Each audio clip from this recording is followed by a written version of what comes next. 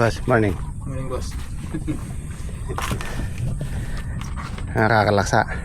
Ayaw, boss. Kaya Oo. mahigit siguro, boss. Ayos. Para mabawi-bawi ng konti. Damihan mo na eh. Para konti libabawi. Babawi ka rin lang, dahil marami na.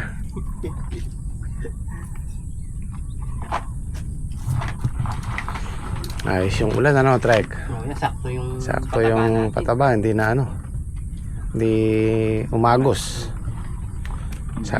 Saktong ano lang, saktong patunaw lang. Kakasingit tayo ng spray, oh. Sumikat na yung araw.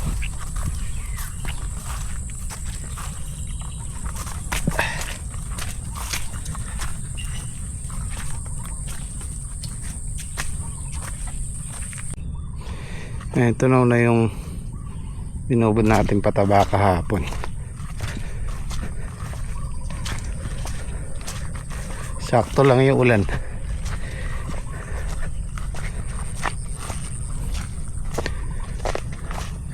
Ano, meron na tayong makukuhang good sa pangalawang pitas natin. 2 araw pitasin na yan. Siguro mga hanggang 4 na pitas puro good na yung makukuha natin. I mean marami ng good, hindi puro good.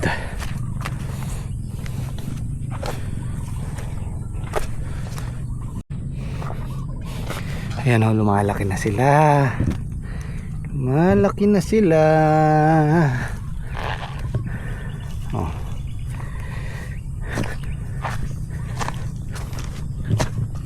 Tumaas pala yung sita. Tumaas ng 5 piso. 50. Wala na sa atin eh. 50. Yung ampalaya mababa pa ngayon eh. Pero sana pag tayong pumitas ng marami, mangat-angat ng konti.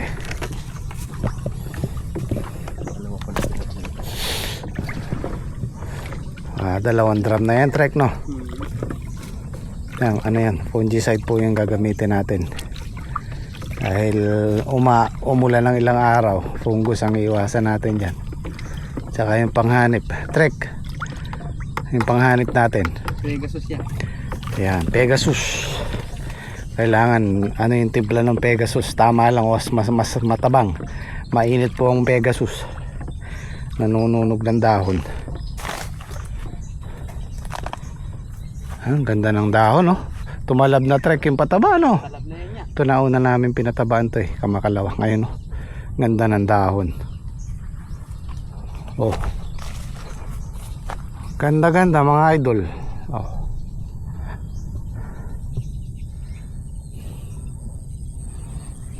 Marami ng bunga yan, maliliit lang natin nakikita. Ayan. So yun, magandang klase na yan. Yung mga baluktot. Pagka ganyan kaliliit, di mo pa mapapansin. Pero pagka lumaki na, tsaka mo makikita yung nakalawit kasi natatakpan ng dahon. Oo, diretso ko lang eh, pagbalik din. Ano? Marami ng bunga, maliliit na. Meron po mga nagtatanong, bakit daw hindi namin itinuloy yung pag-spray pag umuulan? Sayang lang po, hindi tatalab. Lalo na pagbasa yung dahon, hindi kakapit. Magtatapon lang tayo ng gamot, kamahal pa naman ang gamot.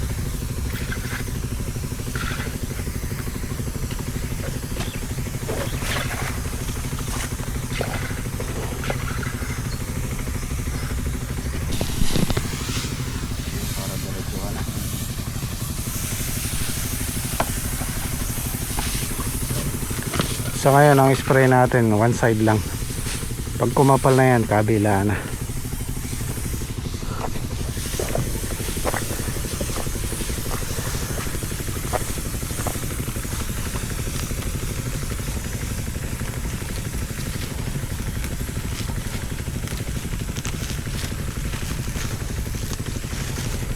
Ito po yung mga dapat nating alisin, yung mga bagong sanga na maliliit. Kasi lalaki man yan, magbubunga man yan, pero palaos na yung ampalaya. Sayang lang yung nutrients na makukuha niya. Kagaya nito, may iwan na siya.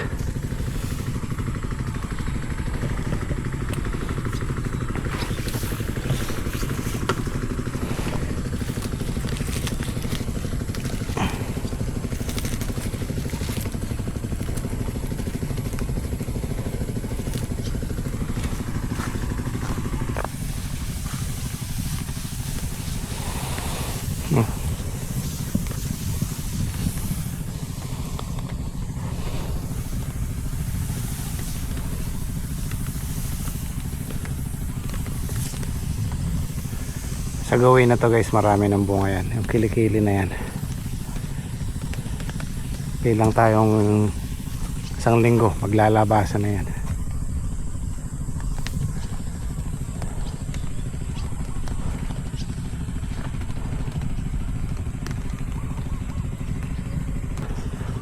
Yan, pansinin nyo yung talbos, malusog po yan, ganyan. Pero kung minsan nadadaya tayo ng tanim natin, nakikita mo sa taas maganda yung talbos, maganda yung dahon, pero sa ugat pala may problema. Kaya kailangan chine-check din natin kung minsan yung tinatawag na bacterial wilt. Meron kami nakita dun kahapon namatay, malamang suspecha ko bacterial wilt yun, sa lupa po yun. So meron namang mabibiling mga pangontra sa ganun sa agri-supply. Pero kapag pa isa-isa lang, okay lang yan. Wag lang yung maramihan talaga, yung obligado ka talagang gumamit ng ganun.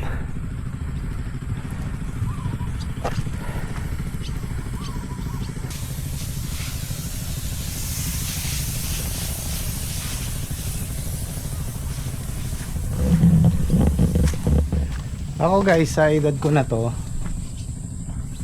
wala pa akong nakikitang tinatawag nilang multo o aswang. Kaya hindi ako naniniwala. Kaya lang, sinishare ko lang sa inyo yung mga naririnig namin dito. Yung mga kasama ko may nakikita. Ako wala. Simula nung magkaisip ako, kasama ko yung airpot ko nun. Meron din kaming maliit na tumana na nagtatanim kami. Doon siya natutulog mag-isa. Hindi siya natatakot sa ganyan. Kahit liblib na lugar pa, kahit mag-isa lang siya, ang kabilin-bilinan niya sa akin, huwag kang matakot sa ganyang lugar. Katakutan mo dyan, dalawa lang, ahas at saka yung buhay na tao. Kasi yan, kaya kang patayin yan, kaya kang saktan yan. Pero yung mga sinasabing multo o aswang, hindi naman, wala pa akong nabalitaang ganon. Tsaka ako kasi ugali ko yung, hindi ko naman sinasabing hindi ako natatakot. Natatakot din ako sa madilim, lalo na pag mag-isa ka. Naranasan ko nun, meron akong nakikita sa madilim. Ako kasi ugali ko yung, pag meron ako nakita, natakot ako. Iimbestigahan ko yan, titingnan ko yan kahit takot ako. Titingnan ko kung ano yon. Madalas napapatunayan ko hindi totoo yung kinakatakot ko. Kasi minsan nangyari na sa akin yung meron ako nakita, walang ulo, walang kamay, nakaputing damit. Kinilabutan ako. Ginawa ko, kinuha ko yung flashlight. Pinlashlight ko. Hindi ko alam kung naikwento ko na nun to, pero totoo nangyari to. Pinlashlight ko, although takot ako, pero tiningnan ko, ano ba yun? Posible ba yun? Yung may taong walang ulo, walang paa, walang kamay. Tiningnan ko yung damit na nakasampay sa likurang bahay namin, nakahanger. So madilim, makikita mo yung t-shirt lang. So wala siyang ulo, walang damit, walang kamay. So yun yung instance na kala mo, kung di mo titingnan, kala mo aswang na o multo na, di ba? Pero hindi. Kaya ako, sa edad ko na to, hindi ako naniniwala sa ganyan. Kaya lang, sinishare ko lang sa inyo yung mga naririnig namin dito, yung mga nakikita ng mga kasama ko. Pero ako wala pa, hindi pa ako nakakita ng kahit ano, nararamdaman meron. Pero alam niyo na kung ano yon. Ako, pinaniniwalaan ko yung nasa Biblia. Yung mga naririnig natin na yan. So, yun. Well, kanya-kanya tayo ng paniniwala. Basta importante, hindi tayo sasaktan, hindi nananakit. Kung nanonood kayo ng Jessica Soho Report, panoorin niyo yung tungkol sa mga aswang, may mga tik-tik. Panoorin niyo. Dinidiscover talaga ng Jessica Soho kung totoo yun o hindi. Madalas hindi totoo kasi naglalagay sila ng camera doon sa pinangyarihan, tapos aabangan nila ng ilang araw sa gabi. Wala, lahat napatunayan nila na hindi totoo yung mga sinasabi ng mga residente kung saan man meron. Pagka gantong lugar tapos mag-isa ka lang, meron taong sanay na ganun kagaya ng airpot ko, pero matatakot ka rin hindi man sa ganun, yung alam mong mag-isa ka lang, o sakaling may mangyari, walang tutulong sa'yo, yun ang nakakatakot. Ito lang po yung mga sagot ng karamihan sa tanong. Madalas hindi ko nare-replyan, so ito po yung mga sagot. Kagaya kahapon merong nag-comment, bakit daw ang Gym Squad, bakit daw may duyan sa kubo. Explain ko lang po. Kasi ang tinatamnan po namin dalawa. Sabihin na nating 5 hektarya. Ang total na inaarkila kong lupa 7 hektarya. Pero ang natatamnan namin nasa 4, halos 5 hektarya lang. Sabihin na nating 4 at kalahati. Ang Gym Squad, marami pong trabaho. Hindi lang nakikita sa video. Kaya may duyan sa kubo kasi napaka-importante po nung pagkakain ng tanghalian, papahinga ng 2 oras, kung minsan naabot ng alas 3. Napaka-importante po nun kasi mariregain mo yung energy mo, yung lakas mo. Kesa dun sa pagtrabahuin mo sila ng alauna o alas 12, pahinga hanggang alauna, tapos magtatrabaho, mainit. Wala pong matatrabahong maayos pagka mainit, sobrang init. Mas mainam po yung alas 3 lusong kayo, full blast yung energy nyo. Mas maraming matatrabaho alas 3 hanggang alas 5 kaysa po dun sa alas 5 launa magtatrabaho, mainit, silong lang kayo ng silong. Madaling maubos ang energy pagka ganun. So ganun po yung dahilan kung bakit maraming duyan sa kubo. Importante po sa amin yung pahinga ng kahit 2 oras lang o 3 oras. Kung minsan, pag maganda yung panahon, alas 2, lusong na kami. Kaya maraming duyan. Kasi wala tayong ihigan. Napaka-importante po sa amin nun. Hindi po biro ang trabahong bukid. Lalo na pag nakabilad ka sa sobrang init ng araw. Kasi uulitin ko po, airpot ko dyan nadali. Heat stroke. Para sa mga bago nating manonood, nabanggit ko na to dati, kaya may trauma ako sa ganyan. Yung sobrang init delikado po. Ibaling abutan ka na ng hanggang sabihin na natin hanggang maliwanag 5:30 o ngayon 5:30 madilim na, hanggang alas 5:30 pwede ka magtrabaho, kaysa dun sa alauna kainitan magtatrabaho ka. Wala kang magtatrabaho maayos. Trabaho ka man 1 oras pagod ka na. Hindi kagaya ng malamig na yung araw, talagang malakas ang energy mo. So yan po yung sagot sa mga tanong sa mga nagko-comment. At alam ko concern naman kayo sa sa nakikita nyo, pero may mga dahilan po kami. Yan, ganyan po yung taliya, pero hahaba pa po yan, mga ganyan. Minsan nakakakuha kami ng dyan 3/4, 1 piraso, 3/4 ang timbang pag nakuha mo yung tamang size. O kalimitan kalahating kilo mahigit, 1 piraso.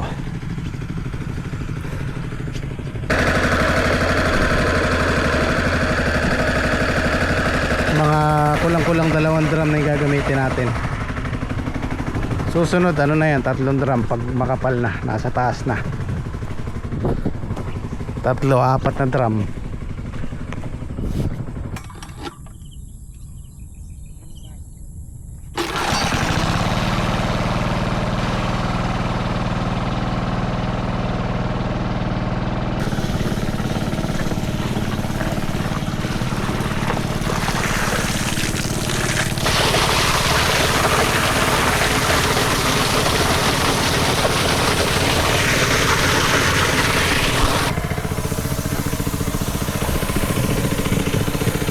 Yan. Pag hindi umuulan, nandyan lang yan, di lalapitan ng maninira. Meron mga gamot na tinatawag na may sticker, dumidikit siya sa dahon, nagtatagal siya ng ilang araw, so hindi lapitin ng insekto.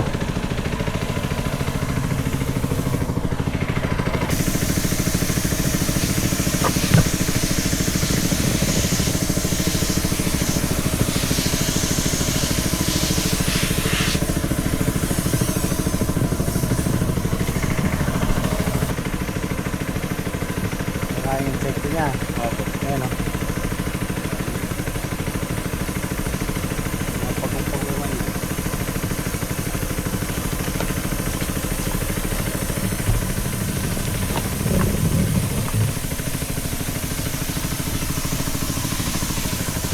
Ayan o, ang daming ibon.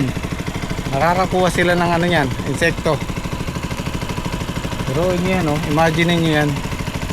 Makikita nila yung ganong kaliliit.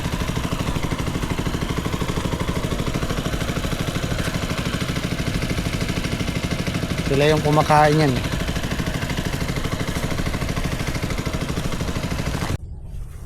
Nakasingit sa inyo. Singit tayo. Okay na yan. Mga 30 minutes o isang oras talab na yan bago umulan.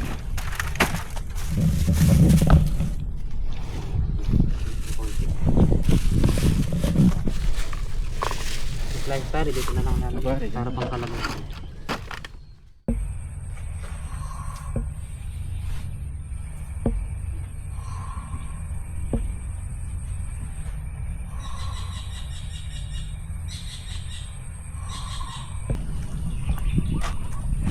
Sarap ang tulog ni Henyo.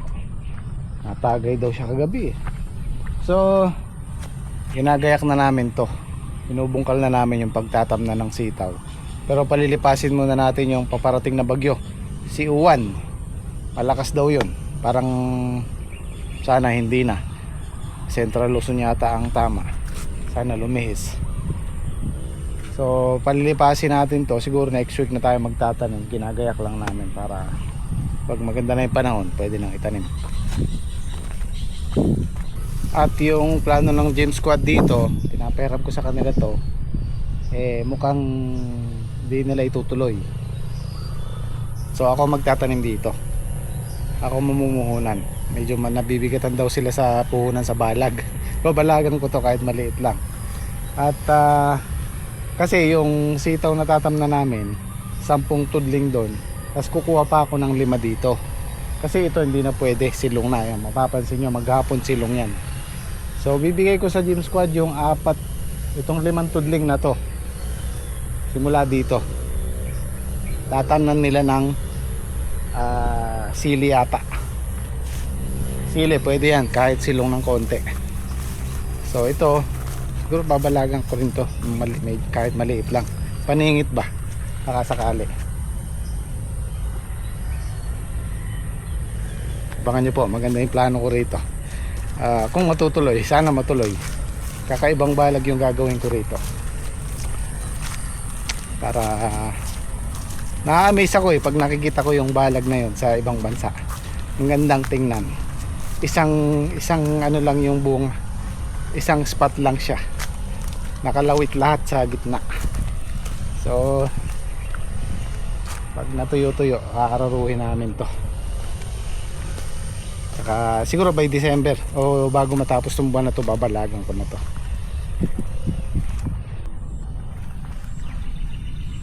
Aray, masakit ang tuhod. Masakit ang tuhod ko, aray. So ito yung Calixto F1 natin kay Daki. Wala pang 1 buwan to, mag-iisang buwan pa lang siya. Maganda na yung dating. Meron na akong nakikitang pangilan-ngilan na namumulaklak. Pero ito, asahan natin to, makakahalaw tayo dito 50 days hanggang 2 months siguro. Matagal lang talong. Ano kasi ito puno. Ang hirap ng tumatanda. Nagkakaedad pala. Kasi mayroong binili si Mrs. na rack. Ang daming tornilyo. Siguro yung tornilyong nilagay ko nasa 200 piraso. So nakaupo ako. Siguro inabot ako ng mga 1 oras. Binubuo ko yung rack na yon. Doon sumakit yung tuhod ko.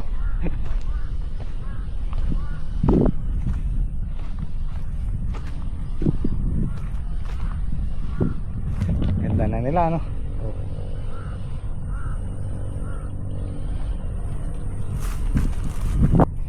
Sana tuloy-tuloy para pagpasok ng 2026 marami tayong tanim. Ito ang kaibahan ng Calixto F1 sa Fortuner. Ang Fortuner tumatangkad, lampas tao. Ito pinakamarindi na yung hanggang dibdib, pero malapad siya. Kung makikita nyo yung pagitan namin na yan, kung hindi nakabalag yan, magsasara po yan sa sobrang lapad ng dahon niya, sanga niya. Kaya iipitin natin yan.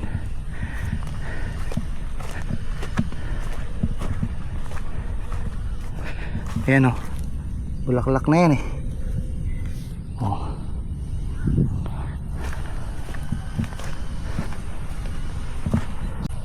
Kung sakali man hindi natin ma-renew tong dream farm sa kabila, maisulit man lang bago natin bitawan. Ilang buwan na lang kami dyan. December, January, February, March, 4 months na lang kami. So matatamnan pa natin tong isang balag na to. Gusto ko siyang i-renew, kaya lang ano kasi siya for sale baka mamaya marami tayong tanim next year, tapos biglang may dumating na buyer, di ba? Maraming yun ang mga pumapasok sa isip ko aberya.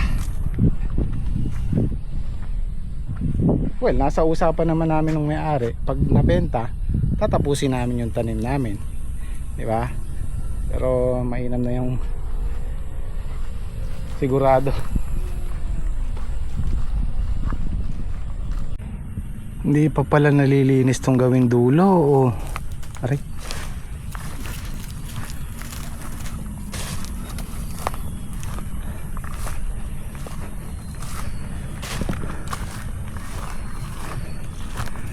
Ayan si Kuya Boy. Shout out. Kuya Boy, shout out mo muna yung utol mo, nanonood yun eh. Ano pangalan? Enrique Tukay. Ayun, shout out. Nandito si utol, si Kuya. Oo nga, nagpa-shoutout ng isang araw eh.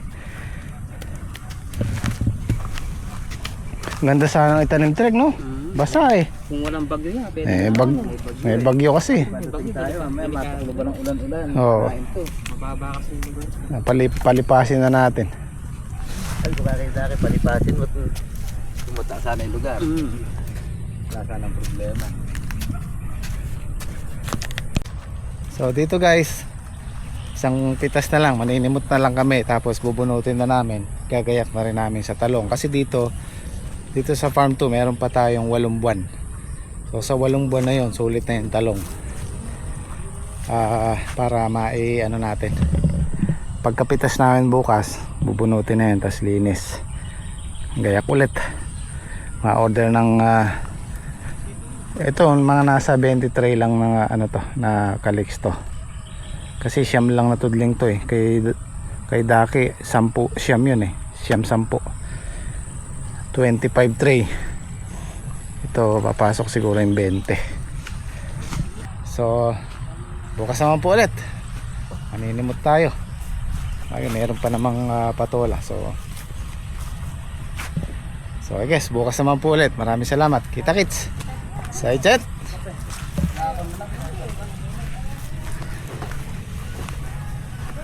Babawi tayo ng 2026.